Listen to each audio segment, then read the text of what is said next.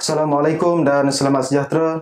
Bertemu kembali kita bersama saya, Cikgu Inspektor Kadet Muhammad Taufik bin Ibrahim dalam Education Intelligence. Kita akan meneruskan pembelajaran kita bab 4 jirim dan bahan. Okay, sebelum kita masuk kepada topik yang akan saya sentuh selepas ni, kita pergi dahulu kepada latihan pengukuhan yang saya beri sebelum ni. Okay, soalan yang pertama, antara pernyataan berikut yang manakah tidak benar tentang zarah subatom dalam suatu atom? Okey, pernyataan yang tidak benar berkenaan dengan zarah subatom. Subatom ada 3, saya ulang balik. Zarah subatom terbahagi kepada 3. Yang pertama proton, yang kedua neutron dan yang ketiga elektron. Okey. So, antara jawapannya, elektron bergerak mengelilingi nukleus pada kelajuan tinggi. B. Proton bercas positif dan elektron bercas negatif. Neutron tidak menyumbang sebarang cas, ataupun nukleus suatu atom adalah neutral kerana mengandungi neutron yang neutral. So, kita nak cari pernyataan yang tidak benar. Okey? Jadi jawapannya ialah D. Okey? Kalau tengok A, elektron bergerak mengelilingi nukleus pada kelajuan tinggi, ini adalah pernyataan yang benar.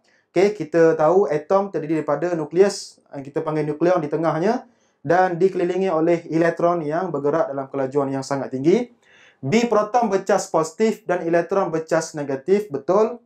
C. Neutron tidak menyumbang sebarang cas. Betul, sebab dia tiada cas neutral.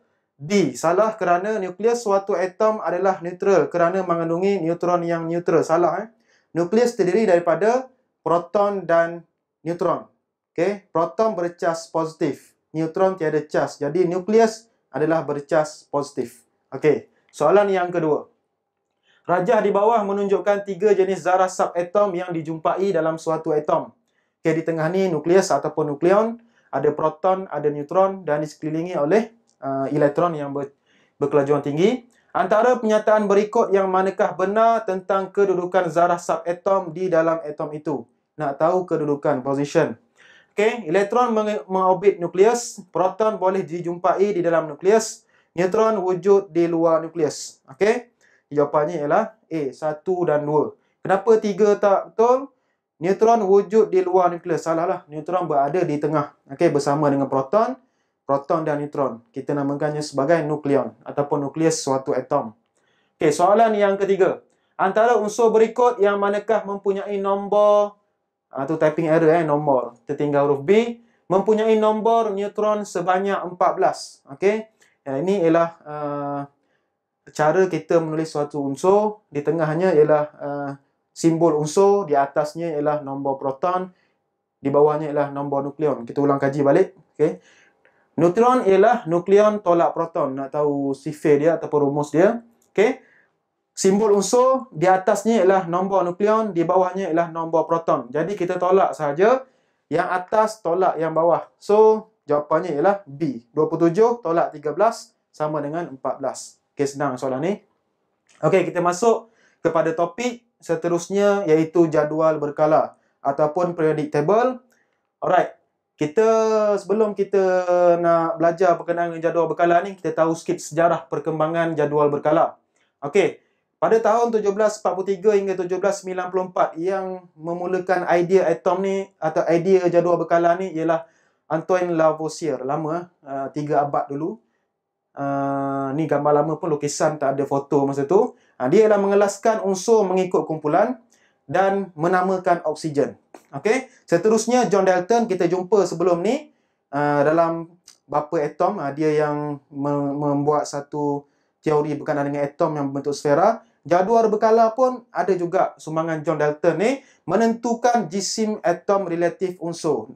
Okey, jisim suatu unsur tu dia dapat tentukan. Okey, seterusnya Johann W. Dobereiner, okey, pada tahun 1780 hingga 1849 membahagikan unsur kepada beberapa kumpulan yang mempunyai sifat kimia yang sama. Okey, untuk pengetahuan zaman dulu unsur tak sebanyak zaman sekarang. Okey, zaman sekarang teknologi semakin canggih. Jadi zaman sekarang lebih banyak unsur dijumpai lah berbanding zaman dahulu. Jadi saintis-saintis dulu ni ada beberapa unsur yang mereka tak tahulah. Okey. Seterusnya, John Newlands menyusun unsur mengikut tertib jisim atom relatif menaik. Seterusnya, Lothar Meyer melukis graf isi padu atom melawan jisim atom unsur. dan mengesahkan sifat unsur adalah berdasarkan jisim atom unsur. Seterusnya, H.J.G. Moseley 1887 hingga 1915 menjalankan kajian unsur kimia melalui spektrum sinar X. Ini ialah bekas askar pada zaman peperangan dunia pertama. Dulu United States dihantar semua saintis pergi perang. Jadi dia meninggal pada usia 39 tahun. Dan kisah ni menyebabkan US tak hantar lagi saintis-saintis ke peperangan dunia pertama lah. Itu sejarah dia. Okey, ini ialah kita panggil bapa kepada jadual berkala lah. Dmitri Mendeleev ni pada tahun 1839 hingga 1907, jadual berkala Mendeleev menjadi asas kepada jadual berkala moden yang digunakan sekarang. Okey, menyusun semula unsur dalam jadual dengan lebih tepat, dan dia juga menyediakan petak kosong dalam jadual berkala untuk unsur yang belum dijumpai dan meramalkan sifat kimianya. Okey, setengah unsur pada zaman dulu tak dijumpai lagi, tapi dia dah predik sifat-sifat kimia tu berdasarkan kumpulan tu, mewujudkan bahagian logam peralihan pada petak yang berbeza. Jadi saintis sekarang dijumpa unsur baru yang betul, sifatnya sama seperti yang diramalkan oleh Dmitri Mendeleev ni. Ini adalah bapa kepada jadual berkala lah. Okey, apa itu jadual berkala? Satu susunan unsur mengikut tertib menaik nombor proton dari kiri ke kanan dan dari atas ke bawah. Dari kiri ke kanan dan dari atas ke bawah. Okey, dalam tertib nombor proton menaik. Terdapat 118 unsur setakat hari ini dan kebanyakannya wujud secara semula jadi. Dulu saintis yang kita cerita tadi mungkin tak banyak macam sekarang ni lah, 118 unsur. Jadual berkala unsur membolehkan kita mempelajari serta mengingati sifat kimia dan sifat fizik bagi semua unsur dengan lebih bersistematik dan lebih mudah. Kita dapat tahu satu kumpulan ni sifat dia macam mana, apa beza dia. Alright. Okey, maklumat asas dalam setiap petak jadual berkala. Okey, dalam jadual berkala, inilah maklumat asas yang ada dalam tabel tu. Yang pertama sekali ialah simbol unsur. Kalau C tu merujuk kepada karbon. Okey. Lepas tu nama unsur karbon, nombor proton, 6 dan nombor nukleon. Ni ialah maklumat asas yang ada dalam jadual berkala. Okey, ni ialah jadual berkala unsur. Okey. Tengok semua ni kurang lengkap lah. Dia cuma letak nombor proton sahaja. Okey. Tapi ni ialah jadual berkala. Okey. Okey, dia di atas ni, dia tengok kumpulan. Okey, kumpulan ni daripada atas sehinggalah ke bawah, ni ialah kumpulan 1. Ni kumpulan 2, kumpulan 3, 4 dan seterusnya sampailah 18 kumpulan. Okey? Okey.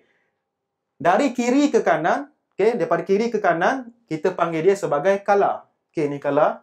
Okey, daripada kiri ke kanan, kalau 7, kala 7 lah sampai sana. Okey, kalau sinilah. Okey, itu kala. Daripada atas ke bawah, kita namakannya sebagai kumpulan. Okey. Kumpulan dalam unsur. Okey, tengok dulu kumpulan. Jadual berkala mempunyai 18 kumpulan. Okey, patah balik. Ada 1, 2, 3 sampailah 18. Ada 18 kumpulan. Kumpulan yang pertama kita namakan sebagai alkali. Ini kumpulan pertama, ni alkali. Okey, semua ni ialah kumpulan alkali kecuali H. H ni ialah gas. Yang bawah ni barulah kumpulan alkali. Ada sebab mengapa hidrogen berada di atas ni. Nanti saya terang. Okey, kumpulan yang kedua ialah alkali bumi. Okey, kumpulan 2, magnesium, kalsium, semua ni ialah alkali bumi. Kumpulan 3 hingga 12 ialah unsur peralihan. Di tengah-tengah ni ialah unsur peralihan. Kenapa ada bawah ni? Ni sambungan daripada tanda ni. Okey, sambungan. Ni ialah unsur peralihan. Okey. Yang keempat, kumpulan 17 iaitu kumpulan halogen. Okey, fluorine, klorin, bromin, iodin, semua ni ialah kumpulan 17. Dan yang terakhir, kumpulan 18 ialah gas nadir ataupun gas adi. Okey, helium, neon, semua tu, argon. Alright. Semua unsur dalam setiap kumpulan mempunyai sifat kimia yang sama kerana mempunyai bilangan elektron yang sama pada petala yang paling luar. Okey. Okey, tadi kumpulan, sekarang kita pergi kepada color pula. Okey, color daripada kiri ke kanan. Color pertama, color kedua, color ketiga sampailah color ketujuh. Okey. Okey, baris mendaftar dalam jadual berkala dikenal sebagai kala. Terdapat 7 kala dalam jadual berkala dan unsur-unsur setiap kala disusun dalam susunan menaik nombor proton dari kiri ke kanan. Kita cek sekejap. Daripada kiri ke kanan, nombor proton menaik. Contoh 19, 20, 21, 22, okey, 55, 56, 57 secara menaik dari kiri ke kanan. Alright. Semua unsur yang berada dalam kala yang sama mempunyai bilangan petala elektron yang sama. Okey, nanti saya terangkan dengan gambar rajah. Okey, kala dalam jadual berkala. Apabila merentasi kala dari kiri ke kanan, daripada kiri ke kanan, didapati sifat kimia dan sifat fiziknya berubah secara beransur-ansur, iaitu penurunan sifat logam dan peningkatan sifat bukan logam. Dia lebih jadi daripada logam kepada bukan logam. Okey, contohnya kita pergi daripada kalsium logam terus kepada separuh logam, terus kepada bukan logam, gas. Cecair gas bromin, krypton. Okey. Perubahan sifat oksida daripada berakali ke asid, alkali sebelah kiri, asid sebelah kanan. Sifat kekondusian arus elektrik semakin berkurang. Okey. Okay, cara kenal pasti unsur dalam kumpulan dan kala. Contoh, saya bagi unsur karbon, silikon dan germanium. Okey. Susunan elektron. Dalam sains kita tak belajar susunan elektron. Dalam kimia saja. Tapi saya nak bagi anda semua faham, saya letak sekali. Okey, cuba kita nampak. Susunan elektron bagi karbon 2.4. Apa maksud dia? Dia ada dua petala. Okey, bilangan petala ada dua. Petala ni means orbit dia. Itu ialah petala kita panggil dia. So, dia ada dua petala. Okey. Elektron paling luar ada berapa? 1, 2, 3, 4. Ada 4 elektron paling luar. Okey. Kalau silikon, susunan elektron dia 284. Okey. Elektron paling luar 4 juga. 1, 2, 3, 4. Bilangan petala ada 3. Germanium, elektron paling luar 4. Bilangan petala 4. Okey, ni ialah isotop lah ni. Okey. So, kita nak kenal pasti, kita tengok elektron paling luar dan bilangan petala. Elektron paling luar 4. Jadi, dia kumpulan 14. Formulanya ialah, kalau elektron valence dia 1 hingga 3, saya tulis sikit. Kalau elektron paling luar 1 hingga 3, contohnya 2, 3. Jadi, kumpulan 3. Okay. Kalau elektron 4 hinggalah 8, kita tambah 10. Maknanya kalau sini 4 tambah 10. 4 tambah 10 jadi 14. Jadi kumpulan 14. Sebab kumpulan 4 hinggalah kumpulan yang ke-13 tu ialah kumpulan logam peralihan. Okey. Jadi ini formula dia. Okey, kena ingat balik. Okey, contohnya macam ni. Okey, kalau kumpulan 1 hingga 3, 1 hingga 2, 1 hingga 2, tak perlu tambah 10. Okey, 1, 2. Kalau kumpulan 5 hingga 18, kita kena tambah 10. Okey, elektron paling luar tadi tu. Baru kita dapat tahu ni kumpulan berapa, kumpulan berapa. Alright. Okey, seterusnya, yang tadi karbon, silikon dan germanium, itulah tempatnya kumpulan 14. Okey. Okey, kita masuk kepada logam, separuh logam dan bukan logam. Dekat mana kita asingkan. Dalam jadual berkala ni ada 3 keadaan. Okey, ada logam, ada separuh logam dan ada bukan logam. Okey, logam berada pada kumpulan yang paling atas ni ialah hidrogen. Okey. Walaupun dia berada pada kumpulan 1 logam akali, tapi dia bukan logam sebab dia ialah gas hidrogen. Sebab apa? Saintis meletakkan hidrogen di dalam kumpulan logam ni sebab nombor protonnya ialah 1. Okey. Jadi, saintis terpaksa letak hidrogen ni berada di kumpulan 1.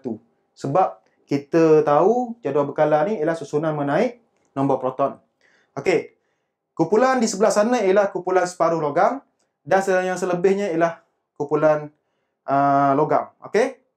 Okey, next. Kepentingan jadual berkala yang kita belajar sepanjang masa ni ialah jadual berkala dapat membantu kita membuat kajian tentang unsur secara teratur dan sistematik.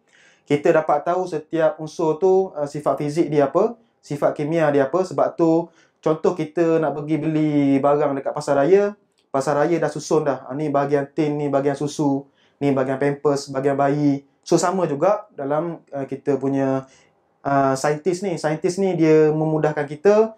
Dia dah asingkan setiap unsur ni sifat fizik yang sama, sifat kimia yang sama. Jadi ini memudahkan kita untuk kita buat next kajian lah.